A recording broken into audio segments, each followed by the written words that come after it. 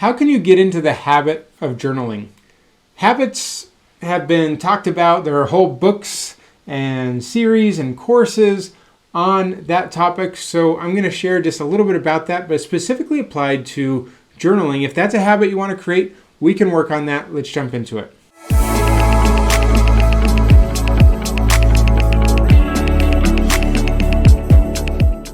So I'm a huge believer that journaling can be a fabulous habit and a core habit that can help you build other habits and grow and progress in your life. And so as you think about the concept of journaling, I invite you to just start small.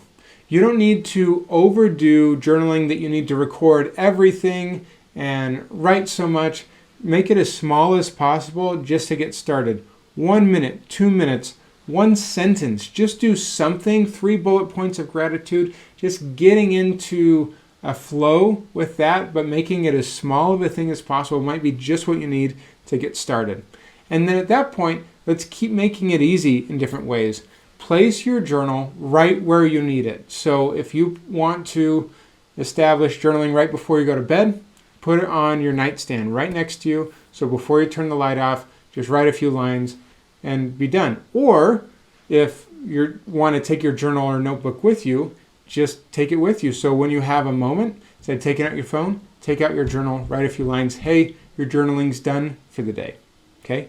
Another option here to also make it easier is to use a structured journal so that you're not just staring at a blank page and it gives you prompts and things to do. I've got a few varieties that recently announced, one to connect with your spouse, one to connect with God, and one to connect with yourself and do morning and evening reflections on a daily basis. All of these things could be great fits for you. We'll link those in the description below. A lot of the habit experts like Charles Duhigg and James Clear, who wrote the Atomic Habits, would consider and suggest the concept of habit stacking.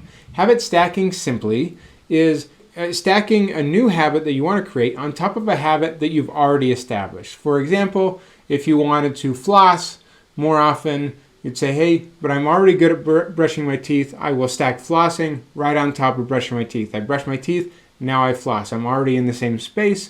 It's already part of my routine. I'm just adding one small new thing on top of an existing thing. So how can you do that with journaling? Well, if you already have any things that you do on a regular basis as part of your morning or evening routine, maybe you take a shower every morning. Take a shower, you get dressed, and your journal is right there, and you just journal right after that. Or you could even connect it to brushing your teeth morning or evening. Something like that you are already doing on a regular basis, connect journaling to that. Another way to establish that habit is just set aside a time. Maybe you don't want to connect it first thing in the morning because you're feeling rushed already, or last thing at the end of the day because you're feeling exhausted and tired, and the last thing you want to do is sit back and reflect. So set aside a time. Put aside 5 minutes, 10 minutes, 15 minutes, whatever you want to do. Put it in your calendar. Don't do anything else, and use that time to dig into your journaling. Aside from the practical things that might help you establish the habit, reconnect to your purpose, your why. Why do you want to be journaling? Keep reminding yourself of this, and the more you stay connected with that purpose, the more motivation and excitement you're going to be having around the prospect of getting back into your journal again. Another thing that works for some people is having a consistency checkoff. This was made famous by Jerry Seinfeld, who would talk about how as a comedian, he would have to write jokes every day. And so he put up a calendar, and every day when he wrote a joke, he'd cross off that day. And the whole idea is like, don't miss a day, or certainly don't miss 2 days in a row, right? So how do you do that for you? Maybe you put up a calendar for yourself, and every day you write in a journal, you check off that day, and the goal is just to not miss a day, or at least not miss 2 days in a row so it doesn't become a streak. So you can be a little gentle with yourself. The final thing I'll suggest is to get a journal that you love, something that really feels wonderful to you. So some people just want to get the cheapest notebook they can and just a little spiral bound notebook. That's great. Some people want a really high quality curated experience, so it makes it feel like a special place. Even just opening it up feels special to you. So if that's something that's important to you, that could be a way to dive in even more.